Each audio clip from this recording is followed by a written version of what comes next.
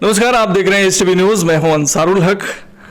पूरे देश में लॉकडाउन है। लॉकडाउन होने के कारण पूरे देश में की जो आबादी है वो अपने अपने घरों में कैद है। ऐसे में तमाम तरह की दिक्कतों का सामना करना पड़ रहा है।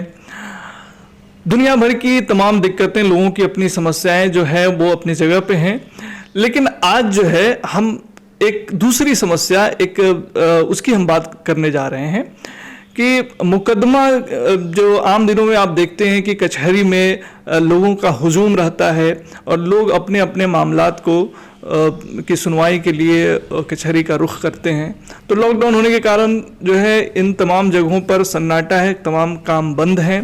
तो ऐसे में लॉकडाउन के बीच क्या कुछ जो है ऑप्शन बचता है, क्या कुछ आगे लॉकडाउन खुलने के क्या परिस्थितियां बनती है और खुलने के बाद किस तरह के हालात होंगे, और जो मुकदमे लोग लड़ रहे हैं उन मुकदमों का क्या हाल होगा। इन्हीं सब विषयों पे बात करने के लिए आज हमारे साथ हैं बिहार स्टेट बार काउंसिल के को चेयरमैन और जिले के पूर्वी चंपारण जिले के जाने माने वकील राजीव कुमार द्विवेदी उर्फ पप्पू दुबे। पप्पू दुबे जी, आपका स्वागत है एसटीवी न्यूज़ पर। बहुत बहुत धन्यवाद आपको अंसारुल साहब और एचडी टीवी को, जो इस लॉकडाउन की अवधि में भी लोगों की समस्याओं से आम जनता को और प्रशासनिक पदाधिकारियों को जो अफसर इस मामले में कुछ कर सकते हैं उनका ध्यान आकृष्ट करने के लिए आप लोग जो ये प्रोग्राम कर रहे हैं, इसके लिए आप लोगों को भी बहुत बहुत धन्यवाद। पप्पू दुबे जी, आपका तजर्बा बहुत अहम है। ज़िले में आप एक वरिष्ठ वकील के रूप में देखे जाते हैं। क्या इन हालात में जो अभी तमाम अदालती कार्रवाई तो बंद है, तो ऐसे में लोगों के लिए क्या ऑप्शन बचता है? किस इस पूरे माहौल को आप देख रहे हैं? देखिए, अभी जो सिचुएशन चल रहा है कोविड-19 के चलते, कोरोना महामारी का जो विश्वव्यापी ये आपदा आया हुआ है, इसके चलते अभूतपूर्व स्थिति खड़ी हो गई है समाज के हर वर्ग के लोगों के लिए, राष्ट्र में और अंतर्राष्ट्रीय स्तर पर भी। और इस अभूतपूर्व स्थिति में हम लोग अभूतपूर्व परेशानियों का सामना सभी लोग कर रहे हैं। आज से पहले, अब के पहले ना ऐसा सुना गया था कि कभी कोई इस तरह का लॉकडाउन हुआ हो। वर्चुअली हम पूरे विश्वास के साथ कह सकते हैं कि लॉकडाउन बहुत सारे लोगों ने जाना भी नहीं होगा कि लॉकडाउन की स्थिति में क्या होता है, क्या नहीं होता है। और ये लॉकडाउन की स्थिति में बहुत सारे लोगों को परेशानी, हर तरह की परेशानियों को झेलना पड़ रहा है, लेकिन ये परेशानी झेलना हमारी नियति है। इसलिए नियति है कि इसी से हम लोग बच सकते हैं। और हम आपके माध्यम से, आपके टीवी के माध्यम से और एचडी टीवी के माध्यम से आग्रह भी करना चाहेंगे, जितने भी हमारे अधिवक्ता बंधु हैं, सब कुछ हैं, जो लोग भी हैं, कि सरकार के प्रशासन शासन के दिए गए निर्देशों का अनुपालन करके लॉकडाउन में घर में रहें, सोशल डिस्टेंसिंग का पालन करें। परेशानी तो इस कदर बढ़ी हुई है कि आम जन के साथ जो परेशानी है उसी की तरह कोर्ट कचहरी में जो मुकदमे में बाजी में फंसने वाले लोग हैं उनके लिए भी बहुत सारी परेशानियां आन पड़ी है। खासकर वैसे लोगों के लिए जो काराभिरक्षा में निरुद्ध हैं, किसी न किसी मुकदमे में जिनका नाम जाने या अनजाने, सही या गलत आया हुआ है, उनको न्याय नहीं मिल पा रहा है। लगभग 1.5 महीने, 40, 42, 45 दिन हो गया आज। इस परिस्थिति में ऑनरेबल कोर्ट, चाहे वो इलाहाबाद हो, अपना पटना माननीय पटना उच्च न्यायालय हो, माननीय उच्चतम न्यायालय हो, सब जगह लॉकडाउन स्थिति है। बहुत अर्जेंट मामले का ही वर्चुअल स्थिति पर वीडियो कॉन्फ्रेंसिंग कर मामले की सुनवाई की अनुमति दी जा रही है। हमारे यहाँ लोकल जिले में आप जानते हैं कि बहुत भीड़ भारी जगह है, बड़ा जसिप है। 21 तारीख को फर्स्ट पाली तक हम लोगों ने काम किया था, 21/3 तक, शनिवार दिन था। सेकेंड पाली में जो स्थिति उत्पन्न हुई थी, हम लोगों ने अपने आप को काम से विरत रहने का, हमारे संघ ने, यहाँ के जो जिला विधिक संघ हैं, वहाँ से काम से अलग, अपने आप को अलग रखने का फैसला लिया था। सर्वप्रथम शायद पहला या दूसरा जिला था ये जिला विधिक संघ, और सरकार के प्रयासों में अपना योगदान दिया था कोरोना को रोकने में लिए, ताकि वहाँ पे कोरोना को अछूत बनाया जा सके, छुआछूत कई बीमारी फैले नहीं। 21 के बाद 22 को आपका जनता कर्फ्यू था, 23-24 से शुरू हुआ फर्स्ट फेज लॉकडाउन का, उस समय से लगातार चला रहा है। इस बीच में माननीय उच्च न्यायालय का डिसीजंस भी आया, एक डायरेक्शन आया कि वर्चुअल कोर्ट चले, वीडियो कॉन्फ्रेंसिंग से कोर्ट चले, और अर्जेंट मामले में जो चाहे जमानत का मामला हो या इंजंक्शन का मामला हो, अर्जेंट से अर्जेंट मामले में न्यायालय के परमिशन से सुनवाई होगी वीडियो कॉन्फ्रेंसिंग से, जो आप अपने ऑफिस से ही कर सकते हैं, एक VIDYO वीडियो ऐप के तहत एक पिन मिलता उससे होता। लेकिन हमारे यहाँ हमारे संघ ने उसके बावजूद भी, वर्चुअल कोर्ट के होने के बावजूद भी, स्थिति की गंभीरता को देखते हुए उन्होंने अपने आप को काम से अलग रखा। अभी भी हम लोग का वही सिचुएशन चल रहा है। लॉकडाउन 2, लॉकडाउन 3 आने के बाद 17/5 तक जिला विधिक संघ मोतिहारी ने अपने आप को काम से अलग रखा है। सेम सिचुएशंस हमारे बेतिया जिला विधिक संघ का है, उन लोगों ने भी काम से, वर्चुअल कोर्ट के काम से भी अपने आप को अलग रखा है। कुछ कोर्ट में काम हो रहे हैं, लेकिन वो भी अर्जेंट से अर्जेंट मामले हो रहे हैं। वस्तुतः मैं आपको बताऊं कि वर्चुअल कोर्ट का जो दिया हुआ है, जो उसका स्पिरिट है, हमारे यहाँ डायरेक्ट इंटरेक्शन होता है। माननीय उच्चतम न्यायालय में और उच्च न्यायालय में कोई आदेश होता है तो आदेश होकर के फैक्स से निचली अदालत को, लोअर कोर्ट को भेजा जाता है, सिविल कोर्ट को भेजा जाता है उसके अनुपालन के लिए।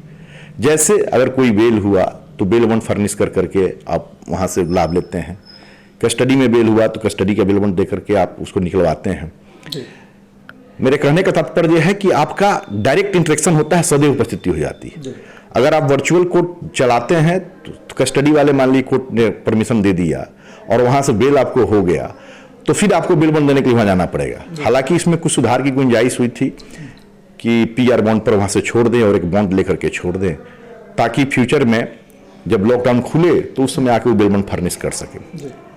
लेकिन ये बहुत हद तक ही सफल नहीं हो पा रहा है। बहुत छोटे छोटे मामलों में बहुत कम देखा गया है। अभी भी हमारे यहाँ बहुत कम ऐसा मामला आया है कि कोर्ट ने सो मोटो छोड़ा हो, एक आध हो तो बहुत हमारे नॉलेज में नहीं है।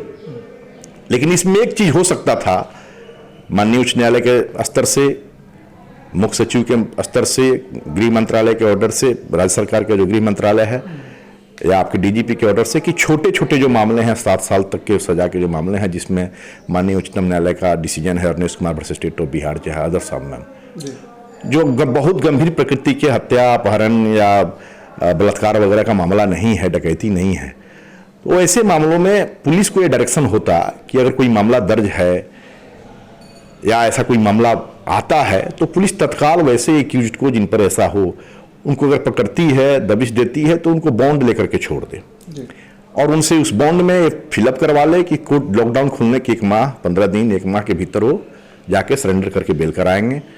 मामले के गुण दोष पर उसका अवधारण होगा, बेल होगा। उस स्थिति में ये बनता कि अगर कोर्ट खुलता और व्यक्ति नहीं अपीयर होता, उपस्थित नहीं होते न्यायिक प्रणाली के समय, न्यायिक व्यवस्था के समय, न्यायिक व्यवस्था के समक्ष, तो उस पर डायरेक्ट IO फाइल करता हुआ उसका बॉन्ड, कि ऐसा ऐसा इन्होंने बॉन्ड दिया था, डायरेक्ट उस पर 82 तरह से भी इशू कर सकता था। कोई इंटेंशनली नहीं हो रहा है।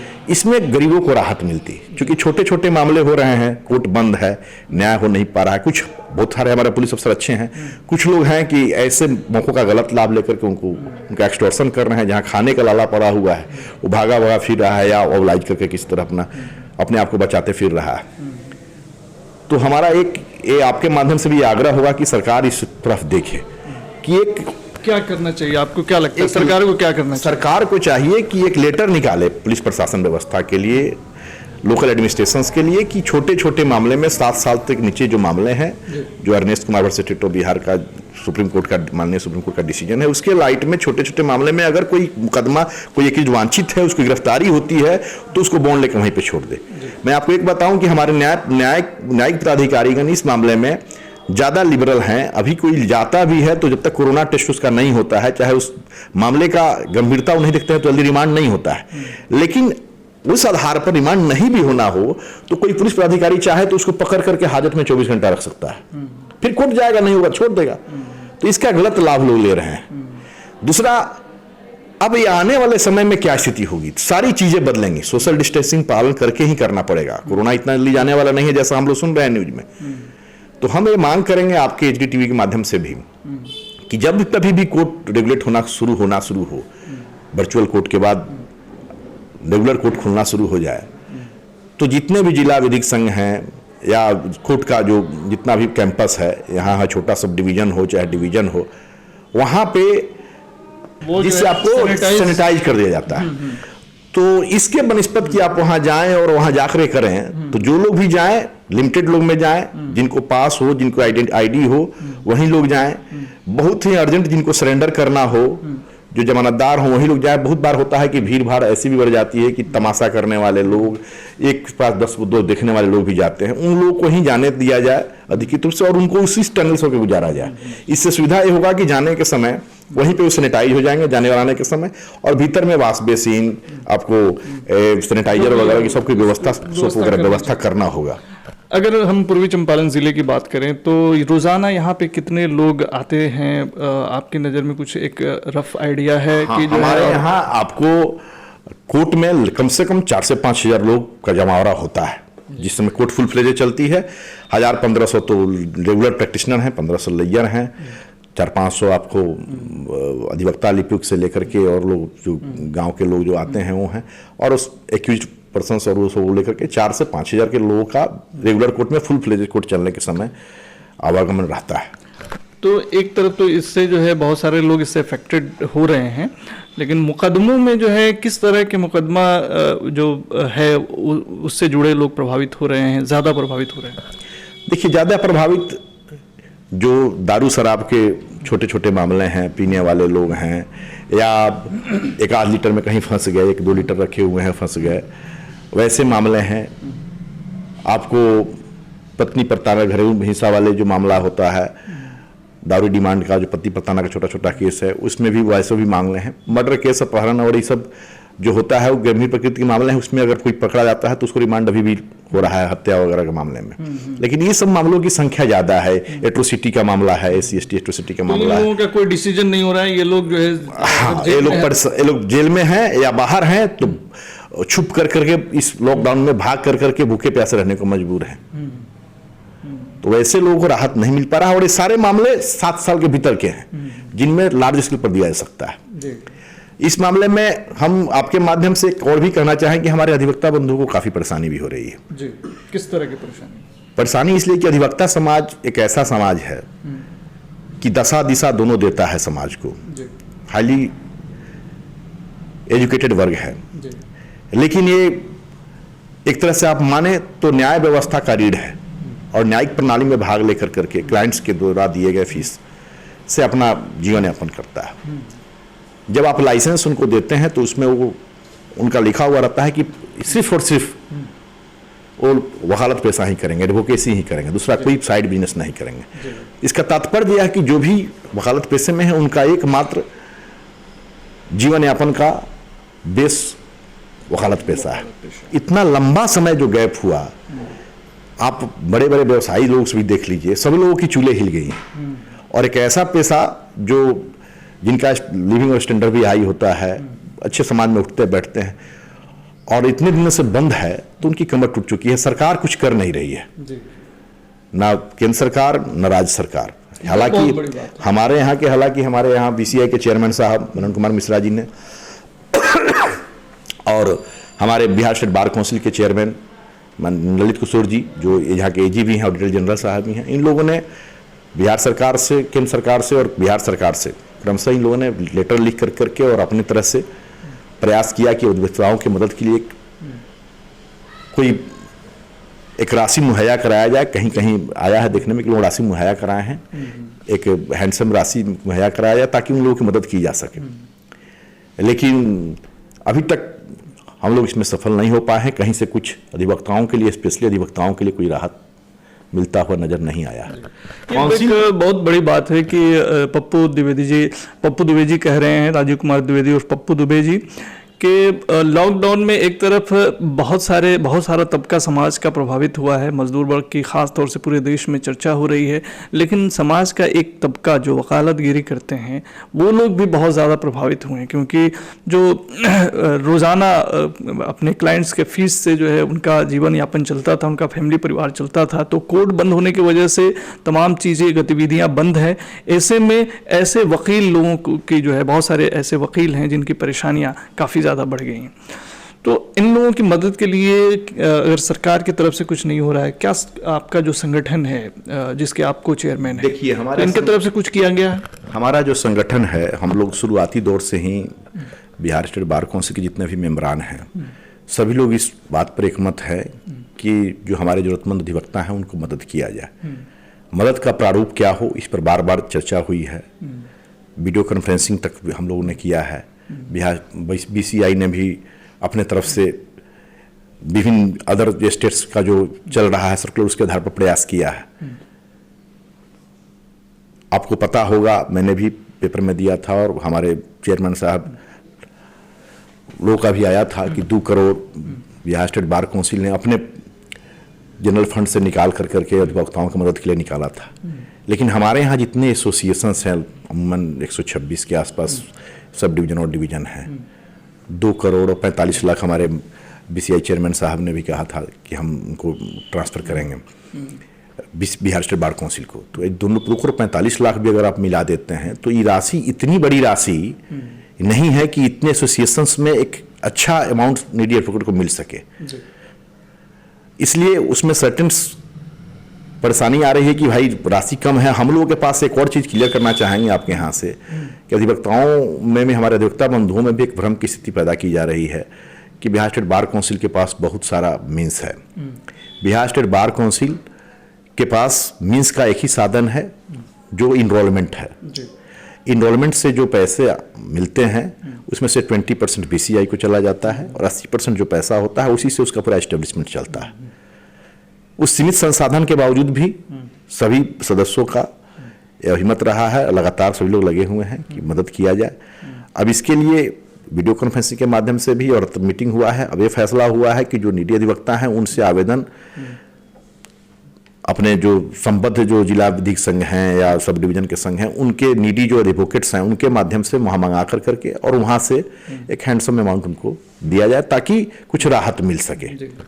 अंत में हम कुछ ये सवाल जानना चाहेंगे, क्या लगता है आपको राजीव कुमार द्विवेदी जी की जो है ये सब माहौल नॉर्मल होने में कितना वक्त लगेगा और ये जो तमाम गतिविधियां हैं फिर से कितने दिनों में जो है पटरी पर आ जाएंगे? देखिए, हमसे तो ज़्यादा ये आप बता सकेंगे क्योंकि आप विभिन्न तबके के, विभिन्न प्रोफेशन के और अफसरों से लेकर के पदाधिकारियों से सब लोग से मिलते जुलते रह रहे हैं।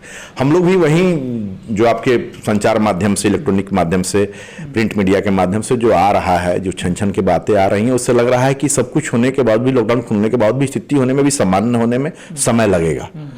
तो ऐसे में हम आग्रह करना चाहेंगे सरकार से कि सबका ध्यान रखते हुए और एक ऐसा स्थिति बनाया जाए कि लॉकडाउन खुले, तरीके से खुले, सारी चीजें काम हो और अपने आप को बचाते हुए, सुरक्षित करते हुए काम कर सकें। एक यहाँ पे बहुत इम्पोर्टेंट है कि अगर देखा जाए तो जो अदालत परिसर है वो जिले का सबसे व्यस्ततम जो है जगह माना जाता है, लोगों की रगड़ पड़ती रहती है। तो ऐसे में जब लॉकडाउन खुलेगा और सोशल डिस्टेंसिंग के साथ कुछ काम को आगे बढ़ाने की बात होगी तो क्या क्या चीज़ें वहाँ ध्यान रखने योग्य होंगी और क्या चीज़ें करनी चाहिए गवर्नमेंट को? सावधानी बरतनी होगी क्योंकि केसेस की संख्या बढ़ी है। इतने दिन लंबे लॉकडाउन के बाद जेल में जो लोग बंद हैं, बहुत सारे ऐसे लोग हैं जिनका जमानत होकर के आया हुआ है ऑनरेबल कोर्ट से, बेल बॉन्ड फर्निश नहीं होने के चलते वो नहीं निकल पा रहे हैं। अचानक जैसे ही लॉकडाउन खुलेगा और वर्चुअल कोर्ट की अवधारणा खत्म करके कोर्ट रेगुलर फंक्शन होना शुरू होगा, स्वाभाविक है कि शुरुआती हफ्ता 10 दिन तक रस रहेगा, रस जरूर से ज़्यादा रहेगा। उस पीरियड में प्रशासन को ध्यान रखना होगा कि बहुत लिमिटेड मामले में ही लोग भीतर जा सकें जिनका अर्जेंट मामला हो, जिनका काम हो। और हम लोगों का भी, हम अधिवक्ता बंधु का साथ के साथ साथ न्याय प्रशासन के लोगों का भी होगा कि सोशल डिस्टेंसिंग का पालन करते हुए, अदरवाइज उस समय रस बढ़ेगा, फिर धीरे धीरे समान होता जाएगा। तो क्या कुछ मामलों का जो है स्टेप बाय स्टेप करके दिया जाना चाहिए कि पहले इन मामलों की सुनवाई हो फिर इन मामलों की सुनवाई? जी, ये हो सकता है, एक अच्छा क्वेश्चन भी है और ये किया सकता है कि जो छोटे छोटे मामले हैं शुरुआती 1-2 दिन में उनका पहले निस्तारण आप कर लें। उनको रिलीफ मिलना है रिलीफ मिले, नहीं मिलना हो नहीं मिले, जिनको देना हो। तो इससे होगा कि बड़े मामले वाले लोग जैसे सरेंडर करने वाले हैं, चेक करने वाले हैं, उनको रोका जा सकता है कि 2-4 दिन पहले इनको हम निकाल लेते हैं, उसके बाद उसका चलेगा। इसे स्टेप बाय स्टेप बढ़ने से हम लोग को सहूलियत निश्चित रूप से होगी। तो राजीव कुमार द्विवेदी जी, बहुत बहुत शुक्रिया हमसे बात करने के लिए।